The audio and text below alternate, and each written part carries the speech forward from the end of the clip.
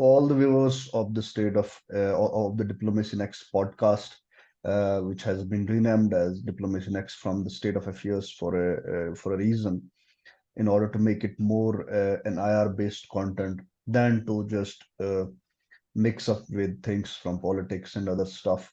There is just a simple 1 minute message before we can kick in the podcast. That is that it has been 2 years that I have been conducting podcasts like this, and I am quite overwhelmed by the feedback that I have got from the people, from the viewers, and also from my friends across who have been always pushing me to do it in a very different way when it comes to articulation, when it comes to research, when it comes to diversification of the topics and themes and other things that are related to this podcast and international relations specifically. So I'm quite thankful to all the people who have been watching me and watching this podcast, and also encouraging the guests to come in. And above all, the basic bottom line for this podcast series was to give voice to the young researchers who want to contribute to the discourse on IR, be that India's relations with any country, or be that international relations as a subject. It has been quite a fascinating experience for me as an individual. It has been all through a learning process. The only request that I would like to have is to subscribe this more and keep sending us the feedback. Also, share this podcast all across, so that the legacy of pure content and clear content on international relations will be there. And today I'll be having a conversation with Miss Simran. She has already been here on this podcast earlier once or twice. Currently, she's an associate fellow at the CAP Center for Air Power Studies. Also, apart from that, she is also she's pursuing her PhD from Jawaharlal Nehru University, more specifically.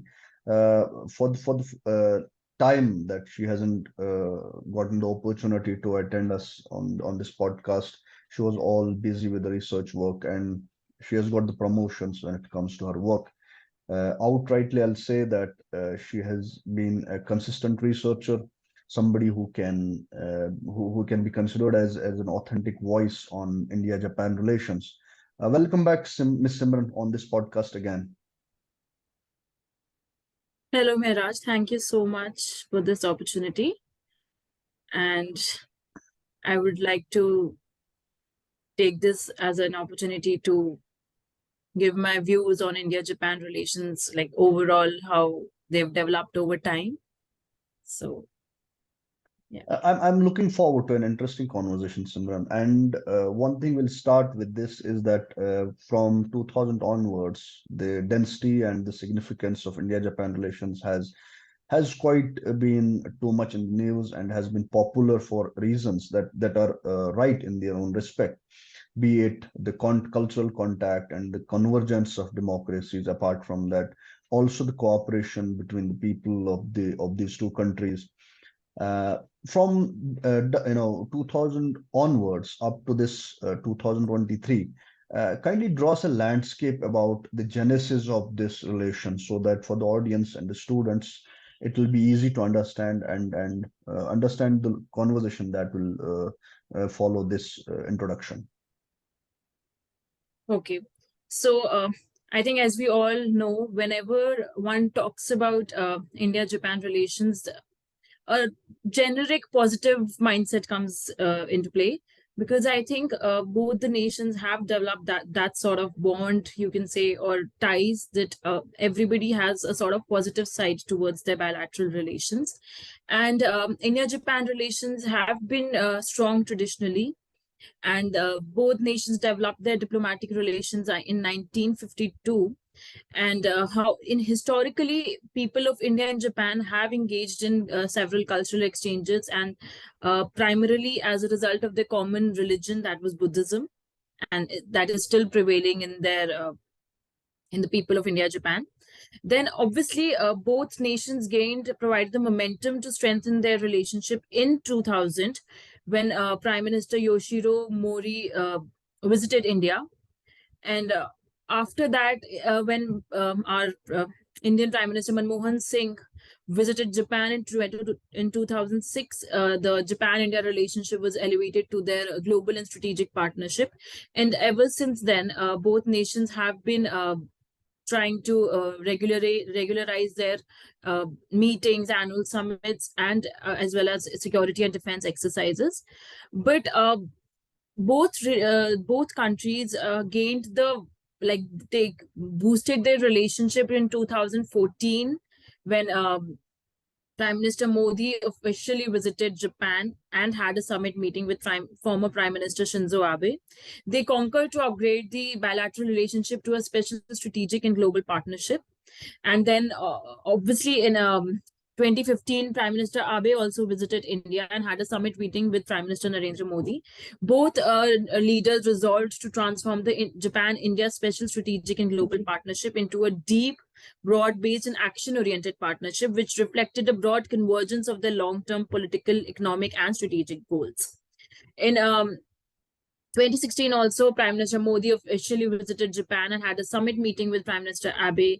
And then in the Japan India vision statement issued during Modi's visit to Japan in 2018, the two leaders reiterated their commitment to work together towards a free and open Indo-Pacific region, which remains a common ground for both nations. Then obviously then Prime Minister Yoshihide Suga became Japan's prime minister for a short term. After that, when Fumio Kishida took over the tenure as the prime minister in March 2022, Prime Minister Kishida visited India for the first time in 4.5 years as prime minister of Japan. And then in May 2022, Prime Minister Modi visited Japan for the Quad Summit meeting, which was held in Japan, wherein all the four Quad member nations discussed their commitment towards a free and open Indo-Pacific region. And Prime Minister Modi also visited Japan again for attending the state funeral for Prime Minister Abe. Then in March and September 2023, Prime Minister Kishida visited India. In May 2023, Prime Minister Modi visited Japan for the G7 summit and also held bilateral summit meetings. So basically, 2023 is the year in which two nations hold presidencies of the G7 and G20 respectively. And both nations have shown their commitment towards cooperation with the global south. And this is one of the reasons why this year particularly remains important for relationships between the two nations, as both the nations this year held their presidencies for G7 and G20 respectively. So also I think that the personal bond that Abe and Modi had played a major role in boosting of India-Japan relationship.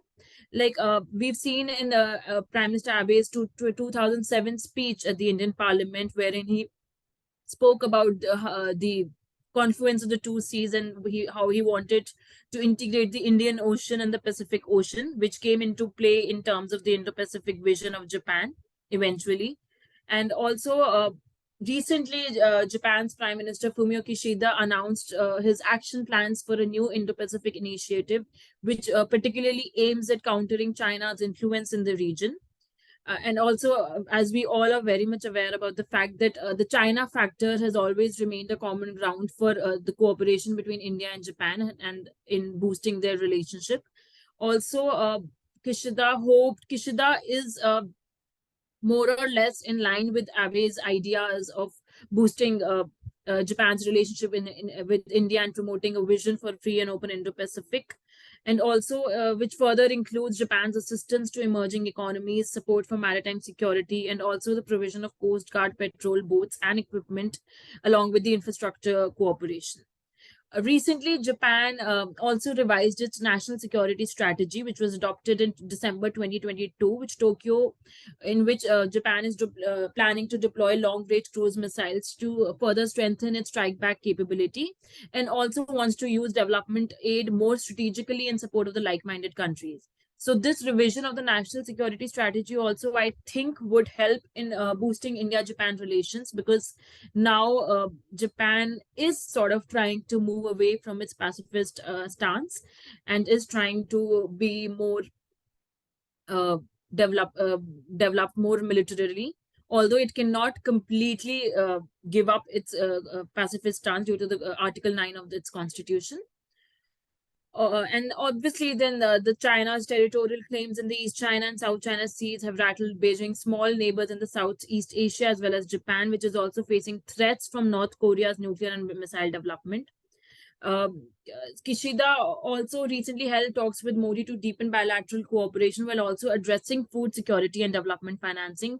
This happened during their bilateral meetings in G7 as well as G20 summit. The two nations also tried to closely cooperate in dealing with a wide range of global challenges, including uh, energy and food supplies that have exacerbated since Russia's war in Ukraine. And also in March 2023, when Kishida visited India, he spoke about the new Indo-Pacific plan that he wants to come up with. And I think Kishida has been trying to boost relationships with India, despite some of the divergences also between the two regions. Recently, we saw how the two countries' views diverged regarding the Russia's invasion of Ukraine. So, however, I personally feel that those differences would not particularly impact the positivity that the both nations share. That's quite interesting. And one more thing that I would like to add to this thing is that if any relationship at the foreign policy level has seen such a consistency despite change in the government, despite different geopolitical realities hitting hard at the foreign policy spectrum. But it's only India-Japan relations that most of the analysts claim that it's unique, it's important, and it's critical in its own respect. Most of the analysts also go to an extent, what you rightly put out, is that India and Japan share strategic, political, and economic relationship. It started back from the framework that that actually was the genesis of it was the 2+2 framework. And what about that? How did it start? Where is it? Is there current stats to it, or or both the countries have moved and constructed upon this edifice of 2+2 itself? Okay, thank you, Miraj, for pointing this out. Obviously, although I think India-Japan relations, when they initially gained momentum, that was purely based on their economic ties. But how, with time, India-Japan relations upgraded to include their security cooperation and tried elevating their cooperation in terms of security and defense mechanisms. So basically, I think it started off in 2008 when the two countries issued the joint declaration on security cooperation between India and Japan. And there are also several various frameworks of security and defense dialogue between Japan and India. As you rightly pointed out, that is the Foreign and Defense Ministerial meeting, that is also known as a 2+2 meeting between the two nations. So since 2014, Tokyo's security partnership with Delhi has seen steady development, and several landmark pacts have been signed to boost the security cooperation, which includes the 2015 agreement concerning the transfer of defense equipment and technology, then the recent the 2021 acquisition and cross servicing agreement, and then also, though, so the 2+2 ministerial dialogue was first established in 2019, wherein the two nations worked together to develop their Quad cooperation as well. And in terms of military to military ties, the Japan Maritime Self Defense Force began its bilateral exercise with the Indian Navy in 2012 and became a permanent participant of the US India Malabar exercise in 2015, which is also a step forward in their security and defense cooperation. Also, as I mentioned earlier, in 2020, Japan and India signed the acquisition and cross servicing agreement between Japan's self defense forces and India's military, which for a reciprocal provision of supplies and services to enhance their military cooperation further and ensure the security in the Indo-Pacific region. Since China's illegal territorial claims across the Indo-Pacific region have prompted embracing of this India-Japan defense cooperation given their shared security concerns. In fact, Japan also intends to collaborate with countries like the US and United Kingdom to build several new fighter jets and medium range anti-aircraft missiles to enhance its military capabilities to counter China's expansionist behavior. Also, recently, India and Japan held their second defense and ministerial 2+2 dialogue in 2022 in the month of September, wherein both nations reaffirmed their to strengthen their ties through deepening their defense cooperation. And also, I think since Russia's invasion of Ukraine, the those developments, like the developments in Europe, have further acted as a catalyst of sorts in pushing the Japanese decision making. Like I mentioned, that Japan laid the foundation for its new set of defense and security policies for the years to come. Because I think somewhere down the line, the new Japan's Prime Minister Kishida also fears that this might what happened in Europe might also happen in East Asia, probably. Like how we've seen Japan has emerging security threats from China, from North Korea, and of course now from Russia as well, after seeing what happened in Ukraine. In fact, Kishida also stated once that Ukraine should not be tomorrow's East Asia. So, due to that, I think how Kishida has been trying to boost Japan's defense cooperation with several like minded countries, and one of those major countries has been India. Kichida has also done away with the 1% ceiling on defense expenditure, which will now uh, aims to rise to the 2% mark, and Japan would probably overtake India to become the third largest defense spender after the US and China. Also, I think the new NSS reveals that Japan was facing the most severe and complex security environment since the end of the World War II. And major concern has been that of China could attempt to reunify Taiwan by force in the coming years. And Tokyo does not quite yet designate China as a threat. Its chosen designation is the greatest strategic challenge that Japan has ever faced. And since how Japan Kishida sorry how in NSS it was mentioned that there would be an increase in Japan's defense expenditure, and which obviously implies the moving away from its pacifist policies would provide Tokyo with no military muscle in the region. And even now, it is believed that the Japanese Navy is one of the most powerful in the world, and we can probably foresee that maybe in the coming years it would become more capable and probably expand its footprint in the Western Pacific and possibly the Indian Ocean as well. And as far as the India Japan security cooperation is concerned, uh, the two nations also conducted their first ever Air Force exercise, which is known as the Veer Guardian, which was conducted in January 2023. And also regarding the, I think, if we talk about the defense industry of Japan, I think both nations have been collaborating there also. Like in both countries are collaborating in defense manufacturing and also in enhancing defense equipment, which would boost the Japanese economy and also help India become more Atmanirbhar, that is self-reliancy, which I think India has been aiming for a long time now. So yeah, I When think. when we talk about Indo-Pacific region and the common strategic threat, that's China, both the countries, this has shaped actually the bilateral relationship between India and Japan. What are the areas that both the countries have explored, or they are just looking at what collaboration and the consensus or agreement they have reached, where they can cooperate or they are cooperating in that way? Okay, so as far as the Indo-Pacific region is concerned, obviously that region remains the common ground for both India and Japan to collaborate further. Like because China remains the common factor, and as long as China's expansionist behavior is there, I think India and Japan collaboration will keep moving forward in that specific region. Like we've seen how India and Japan have been growing their defense ties in the Indo-Pacific region that are grounded in their shared commitment to multilateralism and also strengthening the rules-based order. And when we talk about multilateralism, I think we also need to keep in mind the forums such as the Quad, then of course the ASEAN too, because the ASEAN countries are also trying to collaborate with India as well as Japan. And it's like there are several areas where India and Japan are trying to cooperate in the Indo-Pacific region.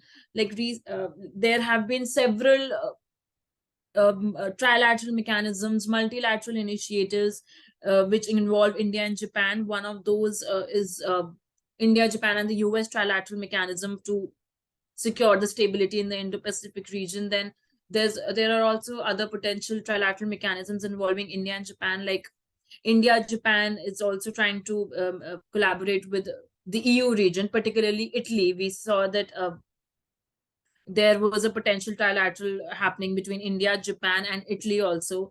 Then there were talks of the India, Japan, Russia trilateral also, but now I feel that is not likely to happen. And in 2020, during the COVID pandemic, we saw that India, Japan, Australia came up with their trilateral mechanism involving the supply chain resilience, where they also came up with the supply chain resilience initiative to reduce their dependence on China, and how Japan tried to diversify its companies. And one of the regions that they were exploring to diversify their companies was, of course, India and Southeast Asia and the ASEAN countries. And I also feel that when Quad had announced the formation of the Indo-Pacific Maritime Domain Awareness to strengthen the maritime security cooperation and enhance situational awareness in the Indo-Pacific region. And this is where India and Japan are trying to collaborate further in terms of the maritime security cooperation. Then there both nations are also trying to explore, I think, the new emerging technologies and how critical minerals and all of that can come into play in the Indo-Pacific region, and how these new emerging technologies can help in cooperation of the two regions in the Indo-Pacific region. So basically, I think the goal of India-Japan cooperation in the is to stabilize the Indo-Pacific region by restraining Chinese behavior. And the geography of the two countries shapes their responses differently, with Japan focusing more on maritime capabilities and India on the land thing. And there are differences too in the fact that fellow Quad members like Japan and fellow Quad members Japan and Australia are formal military allies of the US, while India is not. So, but what is shaping the new initiatives and orientations are most importantly the fears of China. And in this, Japan and India provide the two key countries of the free and open Indo-Pacific vision. And what about this acquisition and cross-servicing agreement that's shortly known, and that's also named as AXA in 2021? Shed some light on that agreement as well. So the AXA agreement was signed in 2020, and it came into effect in 2021, which aimed at boosting of so basically that agreement allowed Japan and India both to like reciprocal provision of their logistical supplies and defense equipment, so for a better reciprocal provision between the two nations to further counter Chinese behavior in the Indo-Pacific region, and also to improve interoperability between the two uh, between the defense forces of the two regions. And when we talk about the second segment of this podcast is the economic relations between the two countries. And the data from the External Affairs Ministry suggests that uh, the bilateral trade from the Indian side has touched $833 billion. And from the Japanese side, it's around 1100 or something, or 2000 billion dollars. There cannot be, if I am good at data handling, I have taken it from the Ministry of External Affairs. That the trade seems like quite booming between in the bilateral relationship. But what are the areas that both the countries actually trade with? What are the items that both the countries do in their import-export business? Okay, so as far as economic relations are concerned, like I mentioned before, that was the major initial area of cooperation between India and Japan. And I think that is now well believed that India is the largest recipient of Japanese aid, and also both countries share a special relationship of the official development assistance. So in October 2008, Japan had signed an agreement with India under which it would provide the latter a low interest loan worth around 4.5 billion dollars to construct a railway project between Delhi and Mumbai. And this is the single largest overseas project being financed by Japan, and which reflected a growing economic partnership between the two nations. And India is also one of the only three countries in the world with whom Japan has a security pact. And also, as of 2022, if we see the data, Japan has been the third largest investor in India over the previous 2 decades. When Japanese Prime Minister Kishida visited India in 2022 for their 14th annual summit, the two leaders discussed a wide range of issues at the event, in which economic cooperation was central. In 2015, India Japan signed an agreement to build a bullet train line between Mumbai and Ahmedabad using Japan's Shinkansen technology. And in 2021, both nations signed a MOU covering information and communications technology with the focus on 5G, which is also a part of the economic cooperation between the two nations.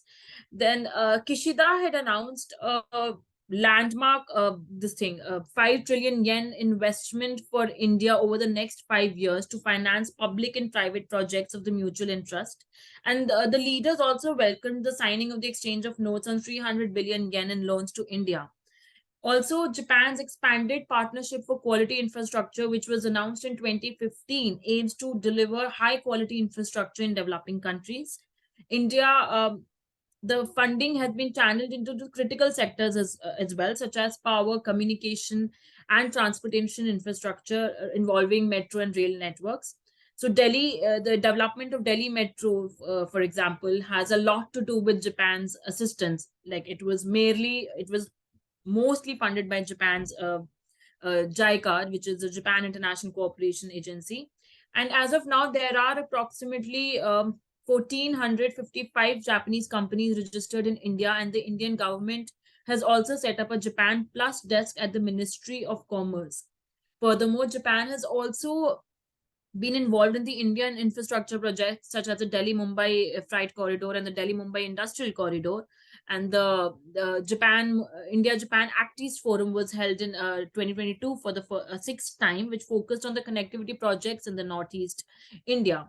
So this is also one of the major areas of India Japan economic cooperation, that is the Japan's interest in India's Northeast region, and how India Japan have been collaborating in improving and developing the infrastructure and development projects in the Northeast India.